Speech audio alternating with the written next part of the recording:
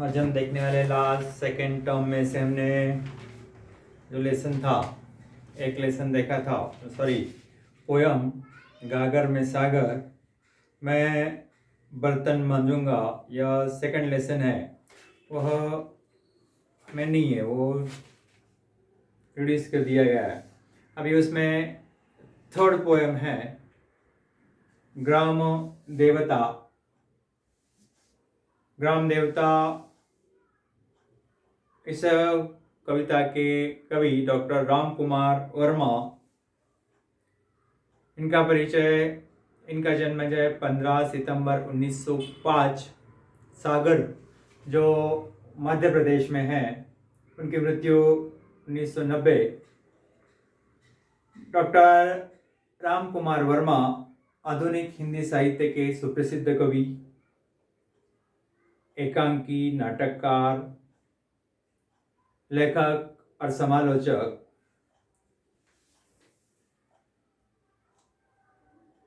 उसके बाद उनकी प्रमुख कृतियां चीर हमीर, चित्तौड़गढ़ की चिंता, निशिथ, चित्रलेखा आदि आपका काव्य संग्रह है। रेशमी टाई, रूपरंग, चार ऐतिहासिक एकांकी आदि एकांकी संग्रह है। एकलव्य, उत्तरायण आदि आपके नाटक भी है।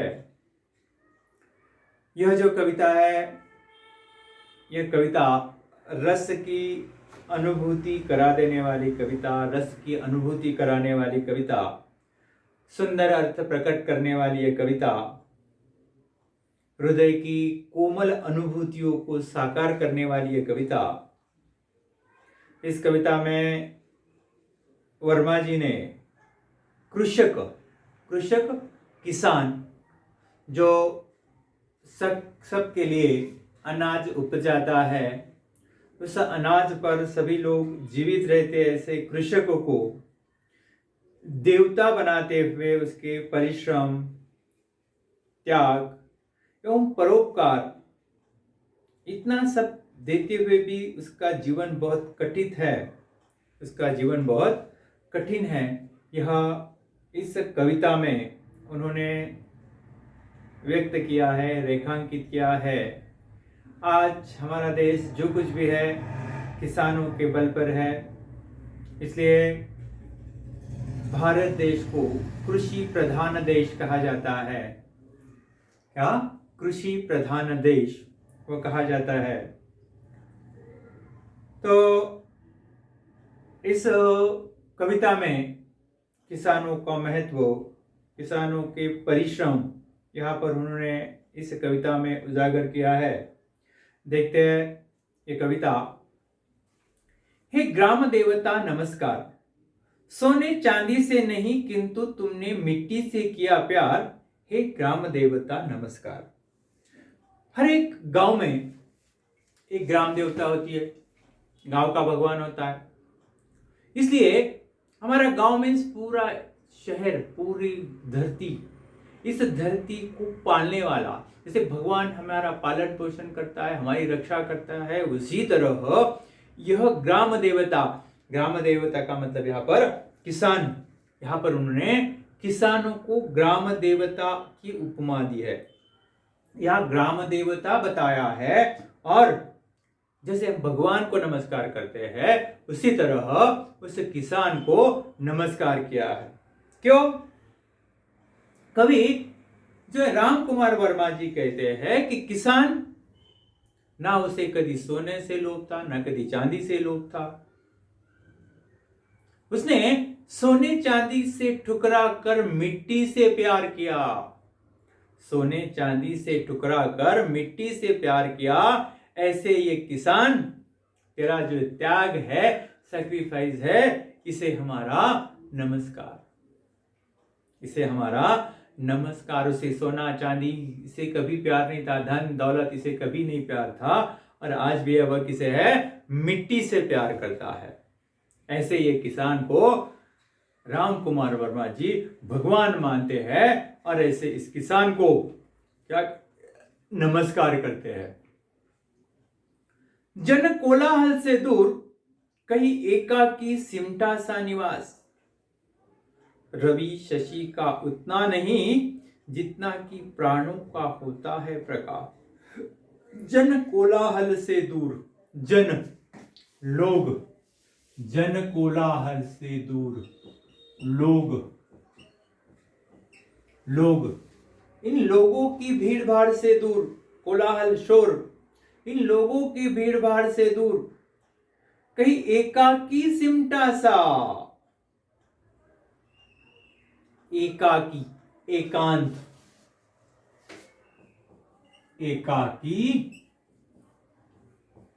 एकांत, कहीं उसके अपने खेती में, गांव के भीड़ भाड़ से दूर, एकांत जगह में, खेत के समीप उसने अपनी छोटा सा निवास बना लिया। निवास, निवास घर,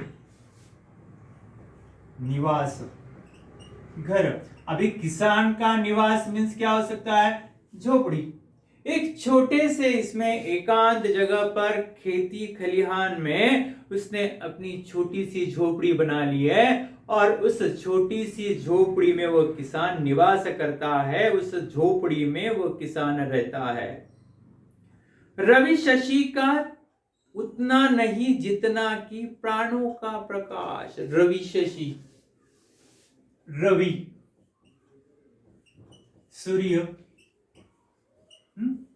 शशि, शशि मीन्स चंद्र, रवि शशि चंद्र।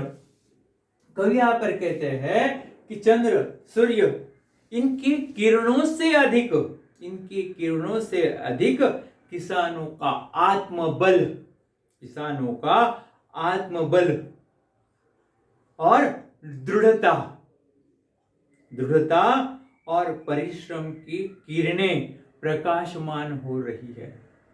किससे ज्यादा? रवि शशि का उतना नहीं, जितना रवि शशि का प्रकाश है, जितना चंद्र सूर्य का प्रकाश है, उन किरणों से अधिक किसका प्रकाश है? किसान का आत्मबल, किसान की दृढ़ता और परिश्रम रूपी किरणें, परिश्रम, मेहनत, उसके परिश्रम रूपी किरणें जो है प्रकाशमान हो रही है। इतना प्रकाश उन परिश्रम का आ रहा है, या परिश्रम रूपी किरणों से इतना उजाला हो रहा है, ना कि सूर्य और चंद्र का होता है। श्रम वैभव के बल पर करते हो जड़ चेतना, चेतन का विकास। दानों दानों से फूट रहे सो सो दानों के राज, सो सो दानों के हाथ। यहां पर किसान का अथक परिश्रम, किसान की मेहनत, श्रम वैभव।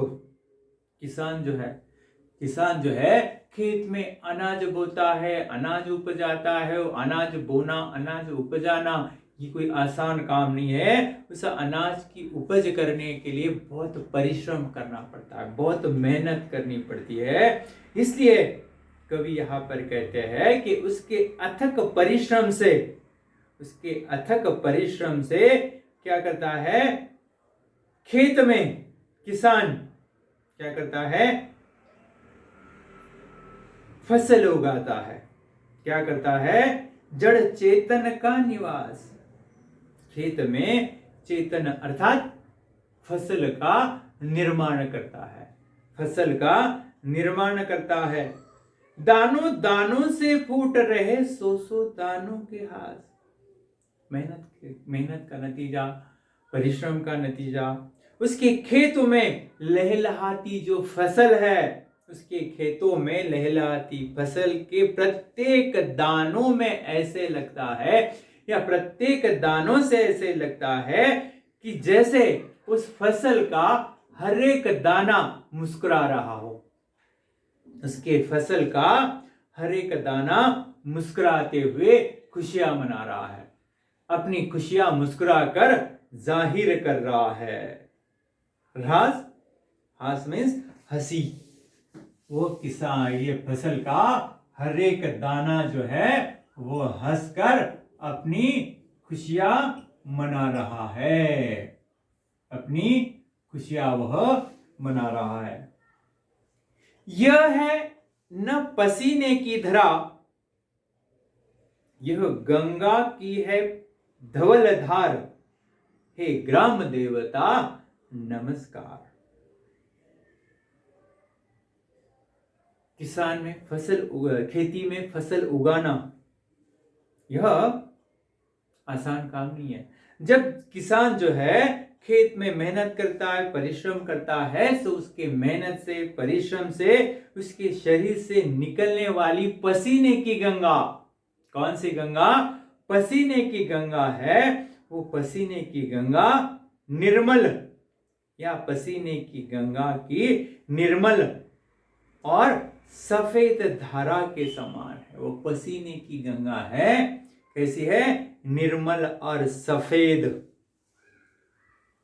धवल, धवल यानी शुभ्र, धवल, धवल यानी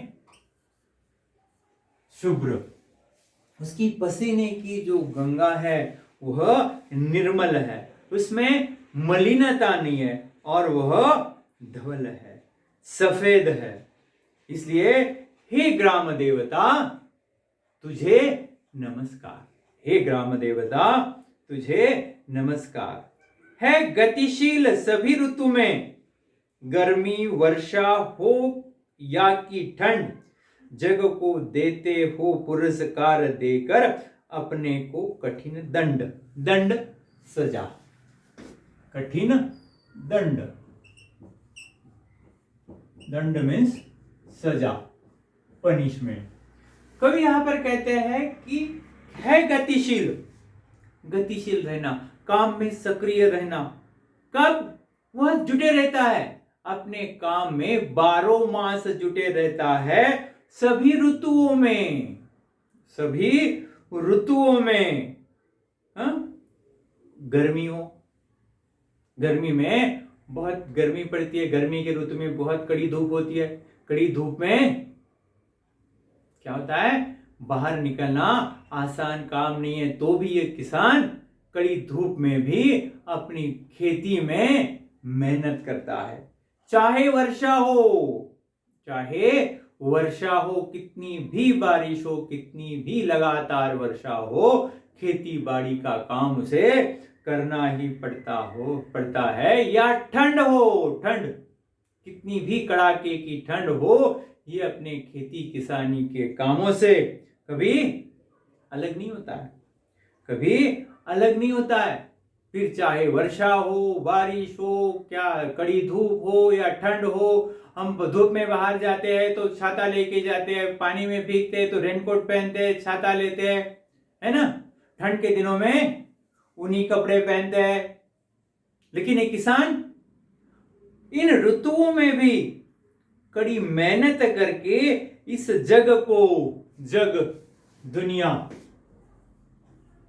जग दुनिया, सभी ऋतुओं में क्या करता है? वह सभी ऋतुओं में पसीना बहाता है, सभी ऋतुओं में मेहनत करता है, और इस दुनिया को क्या करता है? पुरस्कार देता है। कौन सा? अनाज का। और दुनिया को पुरस्कार देता है, और अपने आप को क्या करता है? दंड देता है, सजा देता है। इन ऋतुओं में काम करके खुद सजा भुगतता है और दुनिया को पुरस्कार देता है। दुनिया के लिए प्रकृति का हर कष्ट, हर तकलीफ वह सहकर लोगों को अन्न रूपी जीवन प्रदान करता है, दुनिया को अन्न रूपी जीवन पहुंचाता है। कौन? किसान। खुद मेहनत करता है, खुद सजा पाता है, यह अन्न रूपी जो ये है दुनिया को देते रहता है। झोपड़ी झुककर तुम अपनी ऊंचे करते हो राजद्वार, हे ग्राम देवता नमस्कार। कवि कहते हैं किसान अपनी झोपड़ी में झुकाकर अपनी झोपड़ी में, किसान जो है अपनी झोपड़ी में रहता है, कि उस झोपड़ी में अपना जीवन व्यतीत करता है। उस झोपड़ी में अभाव ही अभाव है, कमियां ही कमियां है। उस झोपड़ी में सभी सुखों का अभाव है, कमियां ही कमियां है। अपने जैसा एसी नहीं है, एयर कूलर नहीं है, जो भी है फैसिलिटी है, कॉट है, फ्रीज है, जो भी है, वो उसकी कोई भी सुविधाएं उस झोपड़ी में नहीं है। अभाव भरा जीवन वो व्यतीत करता है, परिश्रम करता है, मेहनत करता है, और उसके त्याग के बलबूते पर वो सैक्रिफाइस करता है। हमारे लिए वो सैक्रिफाइस करता है। उस त्याग के बलबूते पर वह जीवन रूपी अन्न वह निर्माण करता है। वह जीवन रूपी अन्न है, निर्माण करता है और हमें देता है, और वे सुख से जीवन व्यतीत करते हैं। और उस अन्न से हम हमारा जीवन सुख से व्यतीत करते हैं, सुखमय जीवन हम व्यतीत करते हैं। तुम जन गण मन के अधिनायक हो, तुम हंसो कि फूले फले देश, आओ सिंहासन पर बैठो, ये राज्य तुम्हारा है अशेष, अशेष बाकी न हो, अशेष, अशेष बाकी न हो, अशेष बाकी न हो। कवि यहां पर कहते हैं कि तुम जन गण मन के अधिनायक हो, तुम इस जनता के मन के अधिनायक, अधिनायक मीन्स अधिनायक, तुम इस जनता के मन के अधिनायक हो। अधिनायक नेतृत्व करने वाले, लीडर, अधिनायक यानी नेतृत्व करने वाले। तुम इस जनता के मन पर राज्य करते हो, तुम इस जनता के मन पर क्या हो, राज्य करते हो, तुम इस जनता के मन के नायक हो। क्या हो, नायक हो। तुम हंसो कि फूले फले देश, यदि वो प्रसन्न रहेगा, स्वस्थ रहेगा, तो पूरे देश में सुख, शांति, समृद्धि रहेगी। जैसे कि आज किसान को हम देख रहे हैं, क्या देख रहे हैं, जनता, किसान को अपने हक के लिए रास्ते पर उतरना पड़ रहा है। आजकल देखते हैं, हर रोज न्यूज आती है, किसान हड़ताल कर रहा, किसान ने किया, किसान ने वो किया। पूरी जनता के जितने भी लोग, जितने भी हमारे देश के किसान हैं, देश के ही कहना पड़ेगा, अभी देश के ही किसान हैं, अपने हक के लिए उन्हें लड़ना पड़ रहा है। लेकिन कवि यहां पर कहते हैं कि तुम इस जनता के अधिनायक हो, इस जनता के मन पर राज्य करने वाले नायक हो। इतना होते हुए भी तुम्हें क्या करना पड़ रहा है, संघर्ष करना पड़ रहा है। यदि तुम प्रसन्न हो, यदि तुम स्वस्थ हो, तो पूरा देश चैन से रहेगा, पूरा देश चैन से रहेगा, पूरा देश सुख से रहेगा, पूरा देश शांति से रहेगा, समृद्धि रहेगी। और यह देश किसका है, किसानों का देश है। यह देश किसानों का देश है। इसलिए लाल बहादुर शास्त्री जी ने कहा था, जय जवान जय किसान, जय जवान जय किसान। इसलिए डॉक्टर राम कुमार वर्मा भी कहते हैं, ये देश जो है किसानों का देश है। इसका देश है, किसानों का देश है। उर्वरा भूमि के नए खेत के नए धान्य से सजे वेश, तुम भू पर रहकर भूमि भार धारण करते हो मनुज शेष, मनुज शेष, मनुज शेष मानव, शेष मीन्स शेषनाग। मनुज शेष, मनुज यानी मानव, मनुष्य।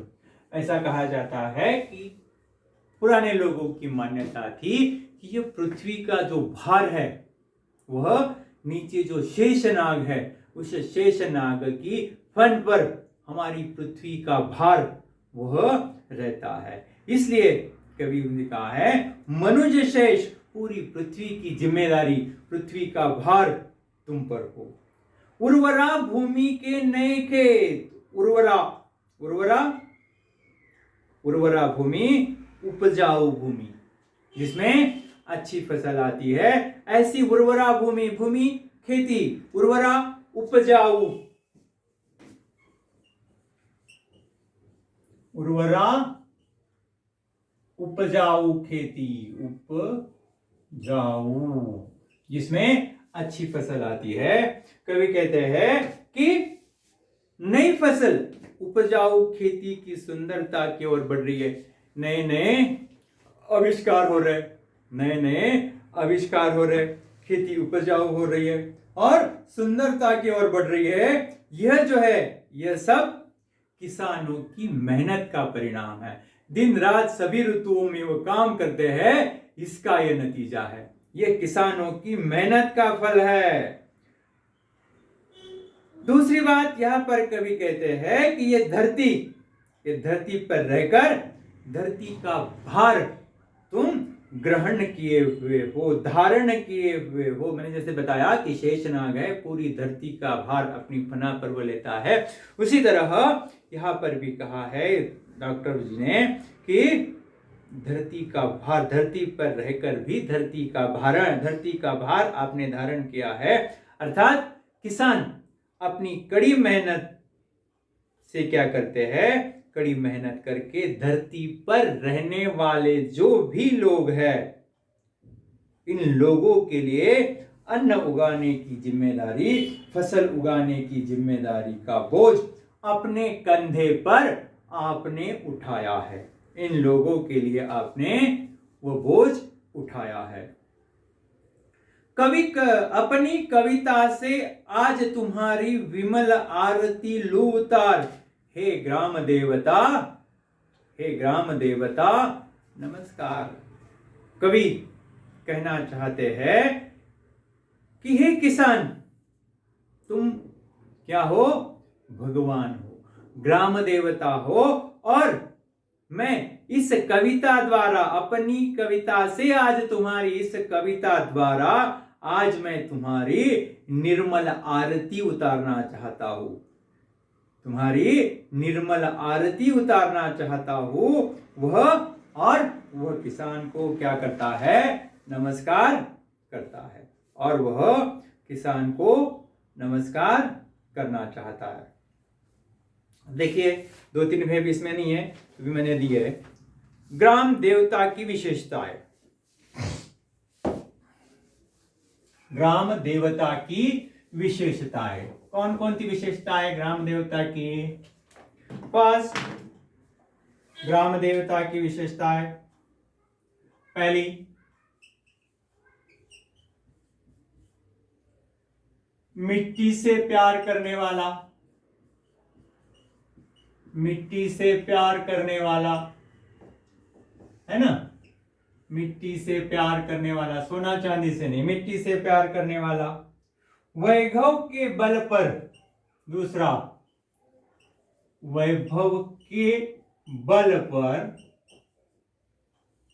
वैभव के बल पर क्या, जड़ में चेतना का विकास करने वाला, जड़ में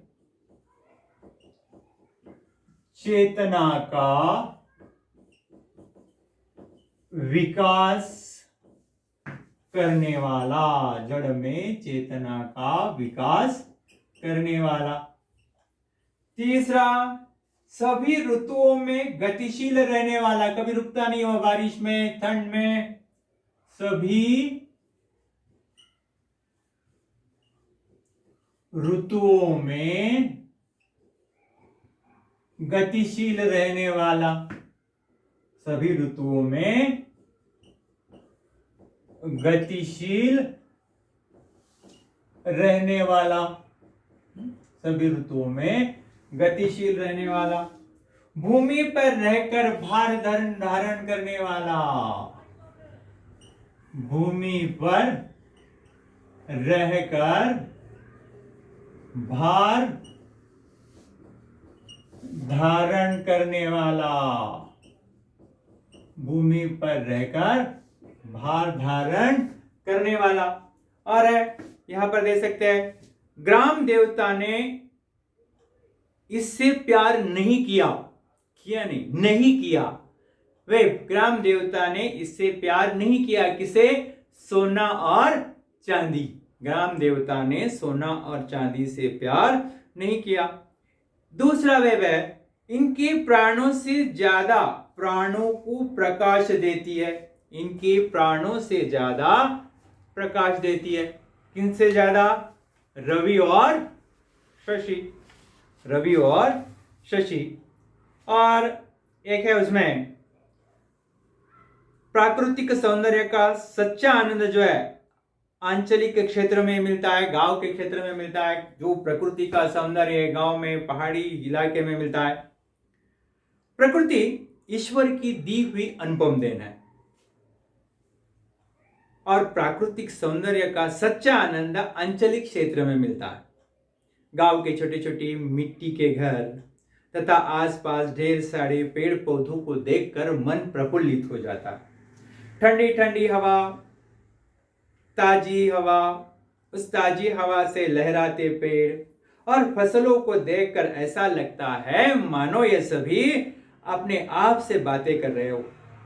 गांव में तरह तरह के जानवर घास चरते हुए दिखाई देते हैं। जंगलों में आम, अमरूद, लीची आदि पेड़ों पर लगे फल तोड़कर खाने में जो खुशियां होती है वो अलग ही खुशियां है। वर्षा ऋतु में मोरों को पंख फैलाकर नाचते हुए जो दृश्य है वो दृश्य देखकर लोग आनंद विभोर हो जाते हैं। नदी किनारे रेत में बैठकर बहती नदी को देखने को मन को जो सुकून मिलता है वो अलग ही है। गांव के शुद्ध वातावरण में रहने से मनुष्य स्वस्थ एवं प्रतिदिन ताजगी महसूस करता है। अभी किसी कृषक से वार्तालाप करते हुए उसका महत्व क्या है? कृषक का महत्व, किसान का महत्व।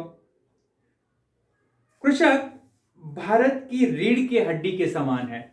जो रीढ़ की हड्डी बहुत इंपॉर्टेंट होती है, वह खाद्य फसलों और तिलहन का उत्पादन करता है तथा वाणिज्यिक फसलों का उत्पादन भी करता है। वो हमारे उद्योगों के लिए क्या करता है?